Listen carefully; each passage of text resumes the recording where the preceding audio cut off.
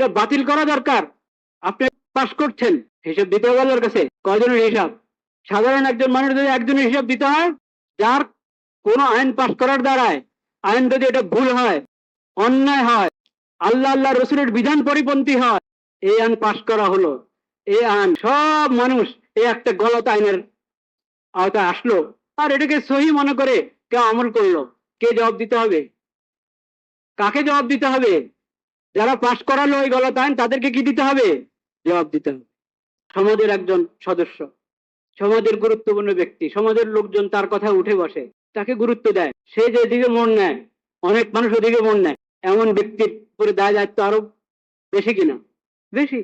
তার দায়, তার আচরণ, তার অবলম্বন, এই সব কিছু বুঝে শুনে হইতে হবে, বুঝে শুনে হইতে হবে। তোমার কথা আরো 10 জন চলছে, তোমাকে কথা বুঝে বলতে হবে, চিন্তা করে বলতে হবে।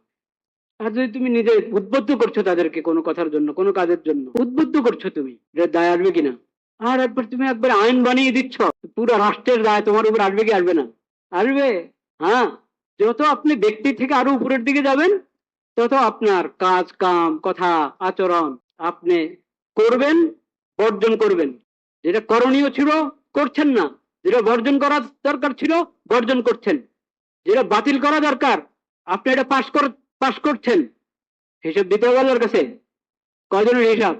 সাধারণ একজন মানুষ যদি একজনের হিসাব দিতে হয়, যার কোনো আইন পাশ করার দ্বারায় আইন যদি এটা ভুল হয়, অন্যায় হয়, আল্লাহ রসুলের বিধান পরিপন্থী হয়, এই আইন পাশ করলো, এই আইন পাশ করা হলো, এই আইন 16 কোটি মানুষ বা বেশ কম, ওই সব মানুষ এই একটা গলত আইনের আওতায় আসলো, আর এটাকে সহি মনে করে কেউ আমল করলো, কে জবাব দিতে হবে?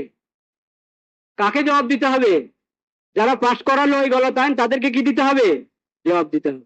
একবার এক বিচারপতি, সুপ্রিম কোর্টের এক বিচারপতি, একবার হাইকোর্টের এক বিচারপতি একবার বলেছিলেন, ও বিচারপতি, প্রধান বিচারপতি যিনি ছিলেন, অনেক বছর আগের কথা, ওই প্রধান বিচারপতির কথা পত্রিকায় পড়েছিলাম। উনি বলেছেন, বিচারককে জবাব দিতে হবে দেশের আইনের সামনে, জবাব দিতে হবে নিজের বিবেকের কাছে, জবাব দিতে হবে, দেশের আইনের কাছে জবাব দিতে হবে। বড় প্রসঙ্গটা ভুলে উনি বলেন নাই, বড় প্রসঙ্গটা বলেন নাই। কার কাছে জবাব দিতে হবে? আল্লাহর কাছে জবাব দিতে হবে, বিবেকের কাছে জবাব দিতে হবে। যদি বিবেক সুস্থ থাকে, তো এই বিবেকের কাছে জবাব দিলে, জবাব দেওয়ার চিন্তা করলে আপনি হয়তো অন্যায় করবেন না, গলত ফয়সালা করবেন না।